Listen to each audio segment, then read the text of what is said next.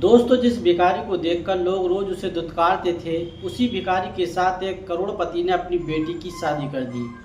गांव वालों ने उस पिता को पागल कहा, रिश्तेदारों ने बेटी की जिंदगी बर्बादी होने की बात कही।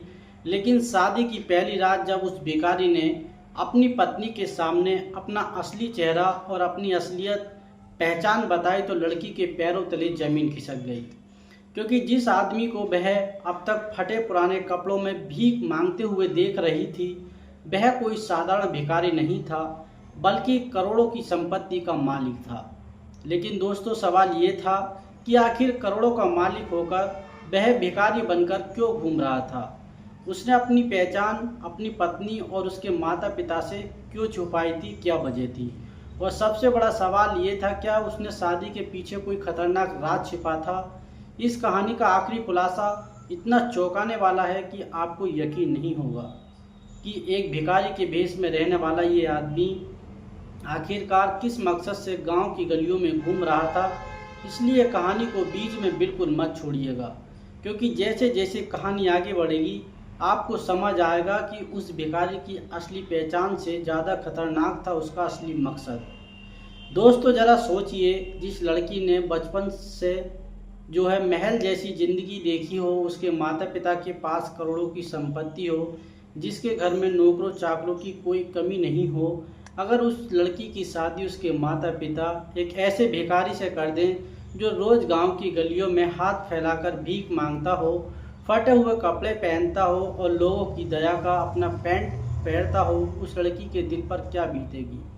क्या अपने माता पिता का फैसला वो स्वीकार कर पाएगी। क्या उस भिखारी के साथ अपनी पूरी ज़िंदगी गुजार पाएगी। लेकिन दोस्तों, आज की कहानी में असली रहस्य ये नहीं है कि अमीर परिवार ने अपनी बेटी की शादी एक भिखारी से क्यों कर दी, बल्कि असली सवाल ये है कि जिस आदमी को पूरा गांव भिखारी समझता था, वह असल में कौन था। क्योंकि जब उसकी असली पहचान दुनिया के सामने आती है, तो जिन लोगों ने उसे ज़िंदगी भर गरीब समझकर दुत्कारा था, उन्हीं लोगों की आंखें शर्म से झुक गई। और सबसे ज़्यादा हैरानी तो तब हुई जब उस भिखारी ने अपनी पत्नी के सामने अपने यतीत का ऐसा राज खोला, जिसे सुनकर लड़की को अपने माता पिता के उस फैसले पर पहली बार गर्व महसूस हुआ। तो दोस्तों, कहानी के अंत तक ज़रूर बने रहिएगा, क्योंकि आज की इस कहानी में प्यार है, परिवार है, धोखा है, रहस्य है और एक ऐसा खुलासा है जिसे सुनकर आप भी कहेंगे कि इंसान की असली पहचान उसके कपड़ों से नहीं बल्कि उसके कर्मों से होती है। दोस्तों, ये कहानी जो आज आपको मैं सुनाने जा रहा हूँ बहुत ही भावुक कर देने वाली कहानी है। दोस्तों, ये कहानी शुरू होती है राजस्थान के एक छोटे से लेकिन बेहद खूबसूरत गांव सूर्यगढ़ से।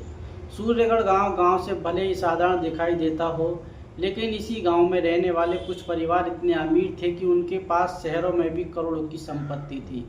उन्हीं परिवार में सबसे बड़ा नाम था सेठ राजेंद्र मल्होत्रा का। राजेंद्र मल्होत्रा की उम्र लगभग 65 साल की थी और उनका व्यापार आसपास में कई शहरों में फैला हुआ था। अनाज की बड़ी मंडियां, कपड़ों के शोरूम, जमीन जायदाद और कई दूसरी संपत्तियां उनके नाम में थी। गांव में उनकी हवेली दूर से ही पहचान में आ जाती थी। ऊंची दीवारें, बड़ा लोहे का गेट, अंदर खूबसूरत बगीचा, कई नौकर, महंगी गाड़ियां। राजेंद्र की पत्नी सुशीला भी बहुत समझदार और धार्मिक महिला थी। दोनों की एक ही बेटी थी, आरती। आरती 23 साल की थी, पढ़ी लिखी थी और देखने में बहुत खूबसूरत थी। लेकिन दोस्तों, आरती को अपने माता पिता की दौलत पर बिल्कुल भी घमंड नहीं था। वह अक्सर अपनी माँ से कहती थी कि पैसा इंसान को बड़ा नहीं बनाता, इंसान के कर्मों से उसे बड़ा बनाते हैं। सुशीला बेटी की ये बात सुनकर मुस्कुरा देती थी, लेकिन राजेंद्र मल्होत्रा के मन में अपनी बेटी को लेकर एक डर हमेशा रहता था। वह चाहता था उसकी बेटी की शादी किसी ऐसे लड़के से हो जो ईमानदार हो, संस्कारी हो और आरती को सम्मान दे। कई बड़े घरों से रिश्ते आए। किसी का बेटा शहर में बड़ा कारोबारी करता था, किसी का बेटा विदेश में रहता था, किसी का परिवार राजनीतिक रूप में बहुत प्रभावशाली था। लेकिन राजेंद्र को किसी पर भरोसा नहीं हुआ, क्योंकि उसकी दौलत देखकर रिश्ता करना हर कोई चाहता था, तो कोई आरती को अपने परिवार की प्रतिष्ठा बढ़ाने का साधन समझ रहा था। एक दिन राजेंद्र और सुशीला, उनकी पत्नी, अपने बगीचे में बैठे थे।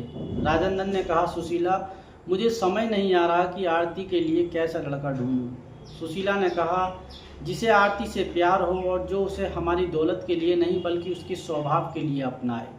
राजेंद्र ने कहा, लेकिन आजकल ऐसे लोग कहाँ मिलते हैं इस दुनिया में। उसी समय बाहर से एक भिखारी की आवाज़ आई, ए मालिक, भगवान के नाम पर कुछ दे दीजिए। राजेंद्र ने अपना बड़ा सा गेट खोला, गेट की तरफ देखा। वह करीब 25 साल का एक आदमी खड़ा था। उसके बाल बिखरे हुए थे, दाढ़ी बढ़ी हुई थी, कपड़े पुराने मैले थे और हाथ में एक पुराना कपड़े का झोला था। गांव के लोग उसे रघु के नाम से जानते थे। वह कई महीनों से गांव में भीख मांग रहा था। कोई उसे रोटी देता, कोई पैसा देता, कोई उसे डांट कर भगा देता। उस दिन भी नौकर ने उसे भगाने की कोशिश की, लेकिन सुशीला ने अंदर से आवाज़ लगाकर कहा, उसे खाना दे दो। रघु ने हाथ जोड़कर कहा, माँ, भगवान आपका भला करे। आरती भी खिड़की के पास खड़ी होकर उसे देख रही थी। उसने देखा कि रघु खाना लेने के बाद कहीं बैठकर खाने के बजाय थोड़ी दूर पर बैठ एक बूढ़े भिखारी को भी अपनी रोटी का हिस्सा दे रहा था। आरती को ये देखकर बड़ा आश्चर्य हुआ। उसने अपनी माँ से पूछा, माँ, इसके पास खुद खाने को कम है और फिर भी वह एक दूसरे वृद्ध भिखारी को खाना खिला रहा है। सुशीला ने कहा, बेटी, शायद इसके पास पैसे नहीं है लेकिन दिल बहुत बड़ा है। ये बात आरती के मन में बैठ गई। उसके बाद रघु रोज इस इलाके में दिखाई देने लगा। वह कभी किसी से ज़्यादा मांगता नहीं था, जितना मिलता था उसी में संतुष्ट रहता था। एक दिन आरती ने देखा कि गांव का एक बच्चा सड़क पर गिर गया था। रघु ने तुरंत दौड़कर बच्चे को उठाया, उसका घाव साफ किया और उसके घर तक पहुंचाया। आरती दूर से ये सब नज़ारा देख रही थी। उसके मन में रघु को लेकर सम्मान पैदा होने लगा, लेकिन आरती को बिल्कुल पता नहीं था कि रघु जैसा दिखाई देता असल में वैसा बिल्कुल नहीं है। दरअसल रघु का असली नाम था राघव राजवीर और वह देश के सबसे बड़े उद्योगपति में से एक परिवार का इकलौता बेटा था। उसके पिता की कई कंपनियां थीं और राघव के पास करोड़ों की संपत्ति थी, लेकिन उसने जानबूझकर अपना भेष बदल रखा था। आखिरकार क्यों, ये राज अभी किसी को नहीं पता था। कुछ साल पहले राघव के पिता की मृत्यु हो गई थी। मृत्यु से पहले उन्होंने राघव को अपनी सारी संपत्ति सौंपने की बात कही थी, लेकिन राघव ने संपत्ति लेने से एक फैसला लिया कि उसे शक था कि उसके आसपास मौजूद लोग कुछ सिर्फ उसकी दौलत के कारण उसके करीब हैं। इसलिए उसने अपने सबसे भरोसेमंद वकील और एक पुराने कर्मचारी की मदद से अपनी सारी पहचान छिपाकर सामान्य जीवन जीने का फैसला किया। वह अलग अलग शहरों और गांवों में जाकर लोगों के व्यवहार को देखता था। वह जानना चाहता था कि बिना पैसे और पहचान के लोग उसे किस नज़र से देखते हैं। इसी दौरान वह सूर्यगढ़ गांव में पहुंचा और रघु नाम का एक भिखारी बन गया। लेकिन राघव के इस भेष का एक और कारण था। उसे अपनी कंपनी में हो रहे करोड़ों के घोटाले का शक था और वह जानना चाहता था कि उसके पिता के पुराने साझेदारों में से कौन उनके खिलाफ साजिश रच रहा है। इसलिए वह अपनी असली पहचान छिपाकर सबूत इकट्ठा कर रहा था।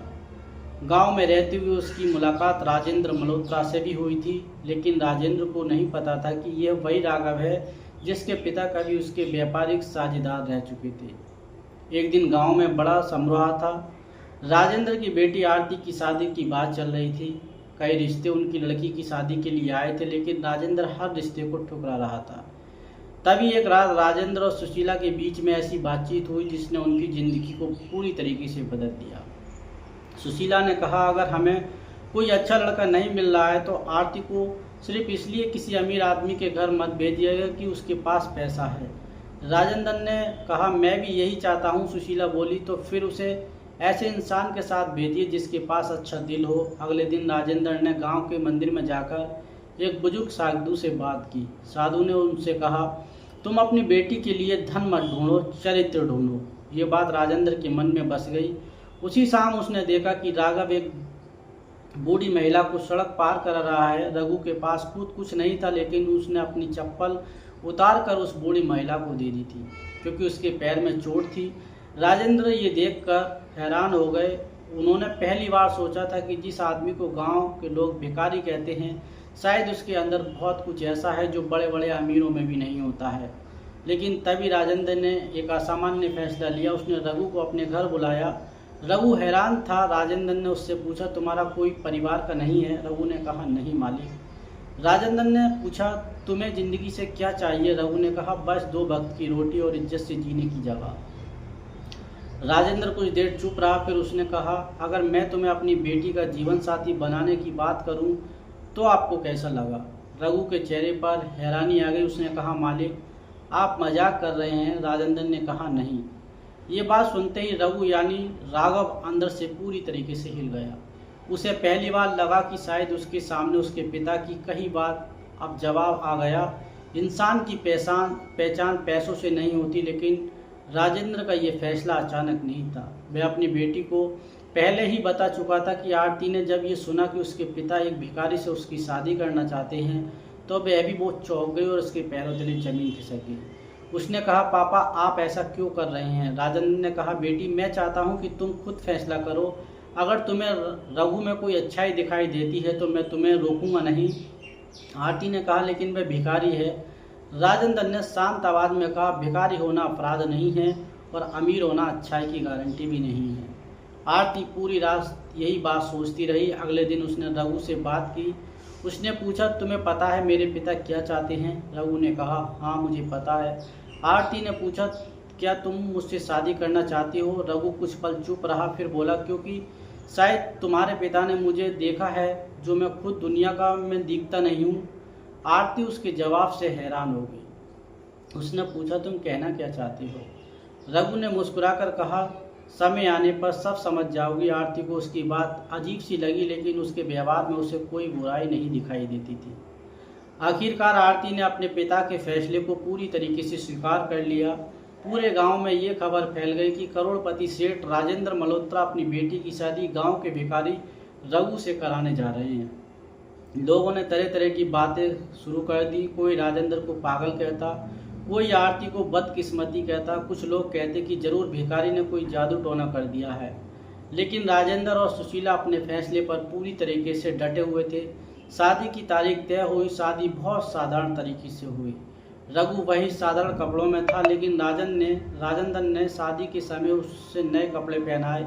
आरती ने जब पहली बार उसे दूल्हे के रूप में देखा तो उसके चेहरे पर हल्की सी मुस्कान आ गई थी। विवाह की रस्में पूरी हुई। पूरे गांव ने ये शादी देखी, लेकिन शादी के बाद असली कहानी शुरू हुई। पहली रात आरती ने रघु से पूछा, मैं आपसे एक बात पूछ सकती हूँ? रघु ने कहा, पूछो आरती। बोली, क्या आप सच में भिखारी हैं? रघु कुछ सेकंड उससे देखता रहा, फिर मुस्कुराया और बोला, अगर मैं कहूँ कि नहीं तो आरती की धड़कन तेज हो गई। उसने कहा, तो आप कौन हैं? रघु ने जवाब दिया, मैं वही हूँ जिसे तुमने रघु समझकर स्वीकार किया है, लेकिन मेरी असली पहचान इससे कहीं बड़ी है। आरती को लगा शायद ये मजाक कर रहा है, लेकिन तभी रघु ने एक फ़ोन निकाला जो देखने में बेहद महंगा था। उसने एक नंबर मिलाया और कहा, कल सुबह कंपनी की बोर्ड मीटिंग मेरे नाम से होगी। आरती के तो होश ही उड़ गई ये बात सुनकर। उसने पूछा, कौन सी कंपनी? रघु ने कहा, राजवीर इंडस्ट्रीज। आरती ने टीवी पर कई बार उस कंपनी का नाम सुना था।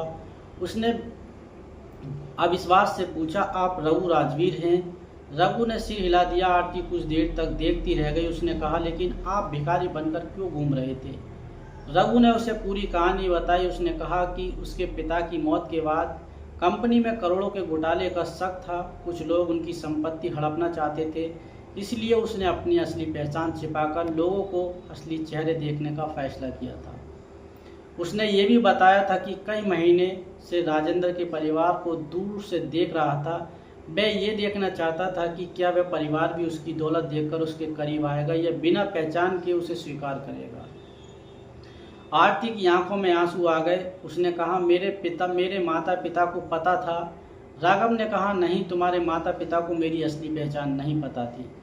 आरती ने पूछा, फिर उन्होंने मेरी शादी तुमसे क्यों कर दी? राघव ने कहा, क्योंकि उन्होंने मेरे कपड़े देखे लेकिन मेरा चरित्र देखा है। उन्होंने मेरे वस्त्र नहीं देखे, उन्होंने मेरा चरित्र देखा। ये सुनकर आरती की आंखें बाहर आई।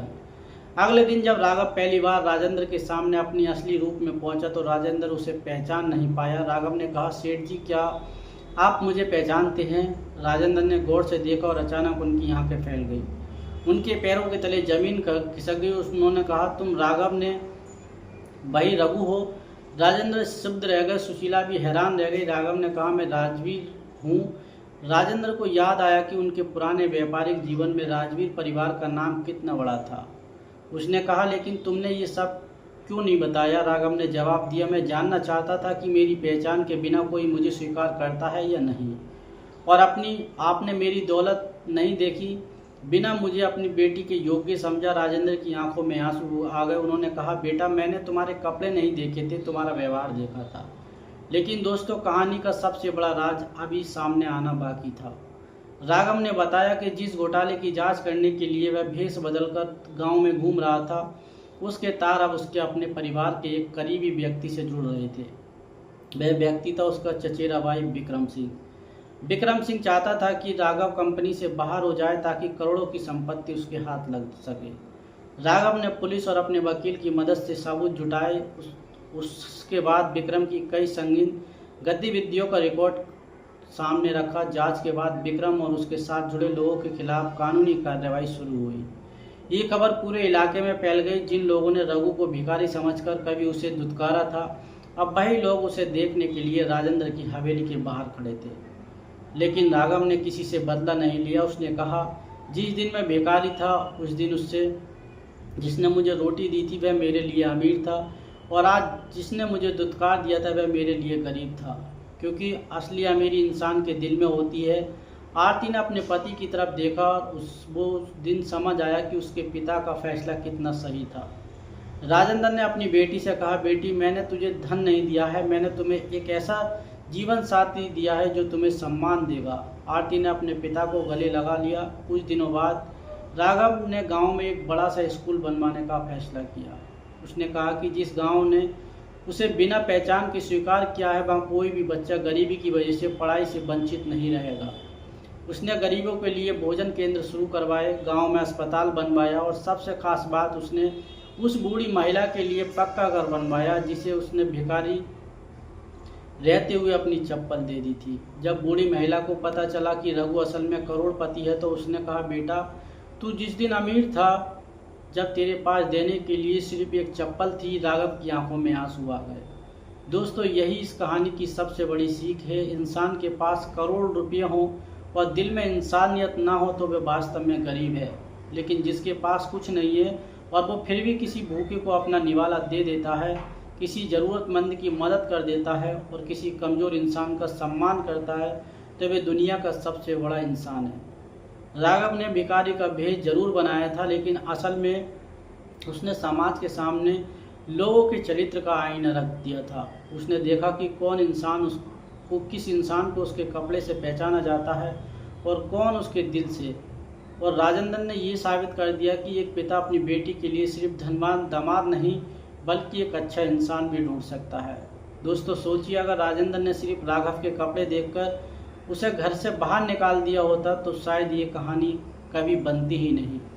अगर आरती ने सिर्फ उसकी गरीबी देखकर उससे बात करने से मना कर दिया होता तो शायद उसे अपने जीवन का सबसे बड़ा सच कभी पता ही नहीं चलता। लेकिन उसने उस इंसान को उसके व्यवहार से पहचाना, और यही वजह थी कि अंत में वही भिखारी करोड़ों का मालिक निकला। लेकिन उससे भी बड़ी बात यह थी कि करोड़ों का मालिक बनने के बाद भी उसके अंदर वही इंसानियत बची रही थी जो उसके पास तब थी जब वह गांव की गलियों में भीख मांगता था। दोस्तों, आप बताइए कि अगर आपके माता पिता आपकी शादी किसी ऐसे इंसान से कर दें जिसे पूरा समाज गरीब और भिखारी समझता हो, लेकिन उसका व्यवहार बहुत अच्छा हो, तो क्या आप अपने माता पिता के इस फैसले पर भरोसा कर पाएंगे या उनके भरोसे का पालन कर पाएंगे? और अगर बाद में पता चले कि वही इंसान करोड़ों का मालिक है, तो आपकी क्या प्रतिक्रिया होगी? अपनी राय कमेंट बॉक्स में ज़रूर बताइएगा। अगर आपको हमारी ये कहानी पसंद आई हो तो वीडियो को लाइक ज़रूर कीजिएगा और हमारे चैनल विनोद भाई स्टोरी को सब्सक्राइब जरूर कीजिएगा और बेल आइकन दबाना ना भूलें, ताकि आने वाली वीडियो का नोटिफिकेशन आपको सबसे पहले मिले। और लाते रहेंगे ऐसे ही एक से एक प्रेरणादायक कहानी। मिलते हैं, तब तक के लिए जय हिंद, वंदे मातरम।